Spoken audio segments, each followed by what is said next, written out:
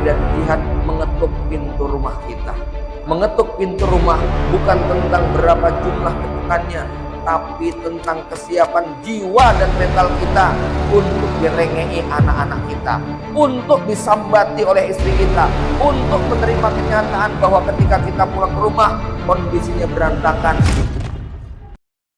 Bapak Ibu, kaum muslimin muslimat, jemaah sholat maghrib yang dirahmati Allah, kita bersyukur pada Allah yang telah memberikan nikmat dan karunia-Nya kepada kita, nikmat iman Islam, nikmat sehat sempat, sehingga pada malam ini Allah mudahkan kita untuk bisa berkumpul di salah satu rumah yang mulia dalam majelis ilmu yang semoga Allah berikan rahmat dan kebaikan di dalamnya. Salawat beriring salam semoga terlimpah curahkan pada baginda Nabi Muhammad Sallallahu Alaihi Wasallam, juga pada keluarga, kerabat, para sahabat dan umatnya yang setia meniti jejaknya sampai kiamat. Semoga kita termasuk yang mendapatkan syafaatnya di yaumul hisab. Bapak Ibu yang dirahmati Allah, malam ini kita akan berbincang satu tema yang mudah-mudahan relevan dengan sepanjang waktu kehidupan kita. Kita ingin berbincang tentang dunia rumah tangga kita, dunia keluarga kita, dunia yang paling menghabiskan sebagian besar waktu, energi, dan tenaga yang kita punya. Tidak ada satupun di muka bumi ini tempat yang lebih sering kita kunjungi daripada rumah kita. Tidak ada destinasi tujuan perjalanan kita yang lebih banyak untuk kita datangi melebihi rumah kita. Tadi jenengan sebelum ke masjid dari mana, Pak? Engkau baru pulang sholat isya kemana? Rumah. Besok pagi mangkat sawah, balik dari sawah ke rumah. Mangkat ke pasar, pulang dari pasar ke rumah. Berangkat ke kantor, pulang dari kantor ke rumah. Jalan-jalan ke Simo, baliknya ke rumah. Bahkan kita ketika mengisi liburan mau jalan-jalan ke pantai, ke gunung, ke tempat-tempat wisata, nanti pulangnya juga ke rumah. Liburan, nengok simbah, baliknya juga ke rumah. Bahkan yang sudah menunggu puluhan tahun pengen pergi ke tanah suci, melaksanakan umroh dan haji, nanti kalau sudah wayahe kangen pengen pulang ke rumah. Ya, wah. Ini kursinya ngempes ya. Jamaah Bapak Ibu dari mati Allah Subhanahu wa taala, rumah adalah tempat yang paling sering kita kunjungi, sehingga idealnya rumah ini menjadi tempat yang paling membahagiakan kita. Kalau di rumah kita banyak menderitanya, berarti sebagian besar hidup kita isinya adalah derita. Tapi kalau rumah kita banyak bahagianya, mudah-mudahan itulah yang dikatakan Rasulullah, baiti jannati, rumahku adalah surgaku. Sekarang model-model rumah itu ternyata macam-macam, Pak. Model-model keluarga macam-macam. Kita ingin mencoba untuk menganalisa, membayangkan rumah tangga kita ini janjane mirip seperti apa. Ya. Yang pertama, ada model rumah tangga ring tinju. Tiap hari kelahi terus. Ada KDRT, kekerasan fisik maupun psikis. Tiap hari semangatnya adalah berkelahi. Selesai satu ronde, lanjut ronde kedua. Selesai ronde kedua, lanjut ronde ketiga. Pokoknya tengkar suami istri nggak ada habis-habisnya. Semangat suami istri saling menjatuhkan. Semangatnya ingin membuktikan bahwa pasangannya itu salah dan harus kalah. Nah, ini rumah tangga yang tidak baik. Mudah-mudahan Allah tidak uji kita dengan model yang seperti ini, yang tiap hari isinya adalah kekerasan. Ya, Rasulullah Shallallahu Alaihi Wasallam bersabda, sebaik-baik kalian adalah yang paling baik sama istrinya. Ya, kenapa? Kalau baik sama orang lain bisa sandiwara, kalau baik sama tetangga bisa rekayasa. Kalau baik sama teman kerja bisa pura-pura, tapi baik sama istri berpura-pura dari sejak nikah sampai mati itu nggak gampang, Pak. Pura-pura kok sepanjang hayat, ya. itu mesti sudah lupa kalau sedang berpura-pura. Ya, makanya ya kalau kepada istri kita nggak bisa berpura-pura. Yang kedua, ada model rumah tangga pasar. Model rumah tangga pasar itu apa, Pak? Ada dua macam. Yang pertama, pasar itu identik dengan kegaduhan, keributan, teriakan. Yang tukang obat menawarkan dagangannya, yang pedagang sedang bertransaksi dengan pembelinya, ada mungkin copetnya, ada mungkin macam-macam. Pasar itu ribut isinya. Nggak ada pasar kok nggak bersuara.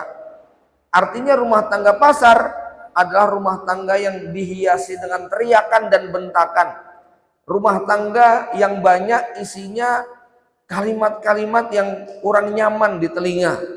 Termasuk model rumah tangga pasar adalah rumah tangga yang transaksional, rumah tangga yang basicnya materi, materialistik kata orang. Ada uang abang sayang, tak ada uang abang ditendang. Ya, ada yang transaksionalnya sangat kebangetan. Ketika seorang anak gadisnya dilamar sama seorang pemuda, si bapak pemilik anak gadis ini mengatakan, "Mas, asal tahu aja ya, anak saya ini waktu TK 2 tahun biayanya 20 juta. Waktu SD 6 tahun biayanya 40 juta. SMP dan SMA saya nyekolahin habis 50 juta. Kuliahnya habis 40 juta. Coba hitung dari sejak TK sampai kuliah. Terus kamu ngasih mahar cuma 5 juta?" Gitu kan. Mikir dong mas, itu buat ganti rugi sekolahnya aja gak cukup. Nah, ini bapak yang transaksional, menganggap anak adalah investasi yang bisa dijual mahal. Kan suka ada kalimat gitu nih Pak, anak adalah investasi. Ya kalau yang dimaksud investasi akhirat, iya. Tapi kalau ditransaksikan, ini tentu bukan rumah tangga yang baik. Dan masih ada model orang tua yang kayak begitu tuh masih ada. Terutama di daerah luar Jawa Pak ya.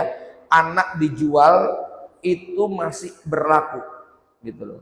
Insya Allah di sini nggak ada ya. Tetapi ada model transaksional yang agak tersembunyi, yaitu ketika seorang bapak menyekolahkan anaknya, mendidik anaknya sampai lulus sekolah, sampai bisa bekerja di sebuah perusahaan dengan harapan nanti kalau bapaknya tua gantian anak yang transfer ke bapaknya, gantian anak yang merawat bapak dan ibunya, gantian anak yang mengurusi dan merampungi kebutuhan bapak dan ibunya. Tentu anak berbakti itu anak yang baik. Tapi kalau kita merawat anak dengan harapan besok gantian, kalau kita membiayai anak dengan harapan besok mereka gantian transfer bapak ibunya, ini kita khawatir pahala kita hanya ditukar sebatas uang saku bulanan dari anak kita. Bahwa anak kita harus berbakti, wajib kita ajari. Bahwa anak kita harus menolong orang tuanya, itu merupakan tugas kita. Tapi kita nggak berharap bahwa anak kita nanti yang akan memenuhi semua kebutuhan kita. Kalau mereka memenuhi, alhamdulillah, itu cuma bonus di dunia. Tapi niat kita adalah supaya besok menjadi ladang amal kita di akhirat. Ya, yang jenengan nggak perlu nolak, tapi jangan memberatkan anak, karena anak juga sudah punya kewajiban dan tanggung jawab. Walaupun jadi anak harus peka. Jangan sampai nunggu bapak minta. Karena kalau ada seorang bapak yang bilang, "Le, bapak butuh, mau ditransfer 1 juta." Itu janjinya bapaknya sudah ngempet sekian lama. Anak yang tidak peka. Ya, jadi jangan sampai bapak minta baru kemudian anaknya ya dengan setengah hati membantu orang tuanya. Anak harus memahami sinyal. Bapak dan ibu mungkin tidak butuh, tapi insya Allah nggak menolak kalau dikasih. Dan itu bentuk kebahagiaan bapak bahwa sang anak begitu peduli dan cinta kepada orang tuanya. Yang ketiga, agak kebalikan, model rumah tangga kuburan. Rumah tangga kuburan itu apa? Ada 2 macam. Yang pertama, jenengan lihat orang kalau ke kuburan pada waktu siang atau sore biasanya ngapain? zikir, doa, bahkan ada yang ngaji di kuburan. Ya, yang diziarahi kira-kira komentar nggak Pak? Hah? Diem. Sing di ngaji diem. Pamane sing dibacain ayat itu kemudian disuruh jawab, kira-kira apa yang terjadi? Ya, sing ngaji melirit melayu gitu nggak Pak ya? Artinya rumah tangga kuburan ada satu pihak yang ngoceh terus, suaminya mengurung-urung wah di Senin di bojone itu ya. Sekali suaminya jawab, istrinya kaget. Ini nggak baik yang kayak begini ya. Atau kuburan itu maknanya seperti suasana kuburan di malam hari, sunyi, senyap, sepi, horor, bahkan angker, nggak ada komunikasi, nggak ada diskusi, diem-dieman adanya, ya. Maka ini juga bukan rumah tangga yang ideal. Ada rumah tangga hotel, suami datang ke rumah cuma numpang tidur, habis itu pergi lagi, balik lagi tidur lagi, pergi lagi. Pokoknya kalau di rumah cuma mangan turu, yuk lunga meneh. Ya, yang di rumah kira-kira jengkel mboten Bu? Jengkel, Pak, ya. Di luar kok gagah perkasa sampai rumah turu, itu istri mesti jengkel. Maka Masya Allah Bapak Ibu ya, ada medan jihad di luar, menolong orang lain, bekerja mencari nafkah, berdakwah, mengisi di sana di sini, tapi ada medan jihad yang tidak kalah berat. Apa itu? Medan jihad mengetuk pintu rumah kita. Kenapa? Mengetuk pintu rumah bukan tentang berapa jumlah ketukannya, tapi tentang kesiapan jiwa dan mental kita untuk direngei anak-anak kita, untuk disambati oleh istri kita, untuk menerima kenyataan bahwa ketika kita pulang ke rumah kondisinya berantakan, tumpukan cucian menggunung, piring kotor begitu banyak, rumah belum disapuin, anak-anak belum dimandiin, masakan belum disiapin, boro-boro kok kopi dan gorengan, ya. Istri kita saja nggak sempat mengurus badan. Siapkah kita pulang dalam keadaan isi rumah demikian? Butuh kelapangan jiwa. Ketika tubuh kita capek, ketika badan kita sudah loyo, pikiran kita sudah terkuras, sampai di rumah kok disuguhi kerjaan segitu banyak, mampukah kita tetap tersenyum seperti kita tersenyum dengan pelanggan kita ketika di kantor? Mampukah kita tetap tersenyum ramah dengan anak-anak kita yang gelendot minta jajan, minta ini, minta itu dan seterusnya? Ya, mampukah kita tetap tersenyum ketika sang istri cemberut karena sudah capek dengan tugas rumah seharian? Maka mengetuk pintu rumah itu medan jihad yang sangat berat. Serius mboten, Mbak? Ya, memang seperti itu, ya. Terutama bapak-bapak yang masih punya anak kecil banyak. Terutama bapak-bapak yang memang di rumah barangkali nggak ada pembantu rumah tangganya, semua pekerjaan diselesaikan sama istri, maka pulang ke rumah ketika kita dari sawah, dari kantor, dari perjalanan jauh, ya. Ini janjiannya saya 6 hari belum balik-balik Pak, cuma sebentar. Kemarin di Pontianak 3 hari, datang langsung ngisi, Sabtu 5 tempat, ini Ahad juga demikian. Maka tadi sampai ke rumah tuh pergi lagi. Ya pergi lagi gitu kan ya. Ya Dena ntar habis sisa kita jalan-jalan ya. Sampai saya rangkul lama sekali anak saya. Maaf ya nak ya, Abi pergi terus ini nak ya. Maafin. Gak enak batalin Mas Arif gitu kan ya. Ya wis iya nggak datang ya. Besok pergi lagi dari pagi, pulangnya malam lagi. Selasa iya juga begitu kan ya. Jadi memang kudu Masya Allah ya, kadang-kadang ini ngomong sendiri kena sendiri gitu Pak ya. Kok jadi rumah seperti hotel hanya tempat untuk istirahat sebentar ya. Tapi Bapak Ibu yang dirahmati Allah Subhanahu wa taala, ya kita lanjutkan lagi model rumah tangga berikutnya, yaitu rumah tangga hotel, rumah tangga hospital, rumah sakit. Rumah sakit itu kayak apa sih? Rumah sakit itu isinya perawat sama yang dirawat, isinya dokter dan pasien. Yang satu mengobati, yang satu diobati terus. Yang satu merawat, melayani, yang satu dirawat dan dilayani terus. Ini juga tidak ideal.